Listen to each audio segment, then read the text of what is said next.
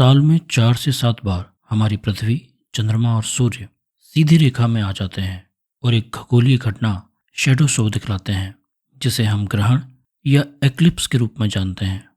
पृथ्वी के चारों ओर चंद्रमा की ऑर्बिट और सूर्य के चारों ओर पृथ्वी की ऑर्बिट एक दूसरे के रिलेटिव में झुकी हुई हैं। यही झुकाव कारण है कि हर महीने ग्रहण लगने के बजाय कभी कभार ही ग्रहण लगते हैं। नमस्कार, आज हम बात कर रहे हैं ल्यूनार एक्लिप्स की।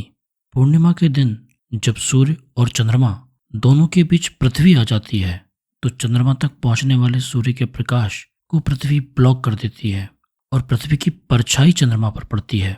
इसी घटना को चंद्र ग्रहण या ल्यूनार एक्लिप्स कहा जाता है। सूर्य का प्रकाश जब पृथ्वी पर पड़ता है तो पृथ्वी के पीछे दो अंधकारमय क्षेत्र बन जाते हैं। अति अंधकार वाला क्षेत्र उम्रा कहलाता है और जो क्षेत्र कम अंधकार वाला होता है उसे हम पेनुम्रा कहते हैं। चंद्र ग्रहण 3 प्रकार के होते हैं।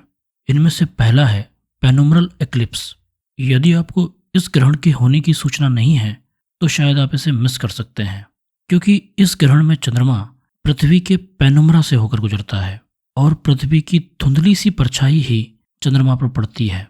मून का प्रकाश भी बहुत ज़्यादा कम नहीं होता, इसलिए इसे नोटिस करना थोड़ा डिफिकल्ट है। ग्रहण का दूसरा प्रकार है पार्शियल लूनार एक्लिप्स।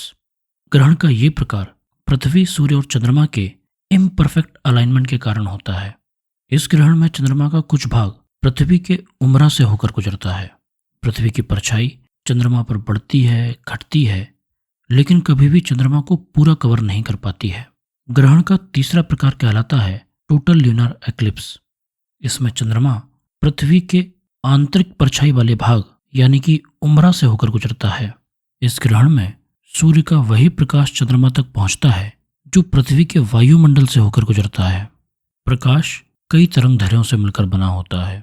वायुमंडल के कणों से छोटी तरंग दैर्घ्य वाला प्रकाश ज़्यादा स्कैटर होता है, जैसे कि ब्लू और वायलेट, लेकिन अधिक तरंग दैर्घ्य वाला प्रकाश वायुमंडल के कणों से कम स्कैटर होता है, यानी कि लाल और नारंगी। यही वजह है कि जब सन ओवरहेड होता है तो हमें आसमान नीला दिखाई देता है और सूर्यास्त और सूर्योदय के समय हमें वायुमंडल नारंगी सा दिखाई देता है।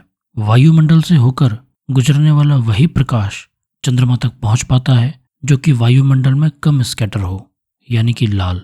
लाल रंग वायुमंडल में कम स्कैटर होने के कारण ग्रहण के समय में चंद्रमा की सतह तक पहुंच पाता है और इस समय चंद्रमा हमें लाल दिखाई देता है और ग्रहण के इस चांद को कहा जाता है ब्लड मून।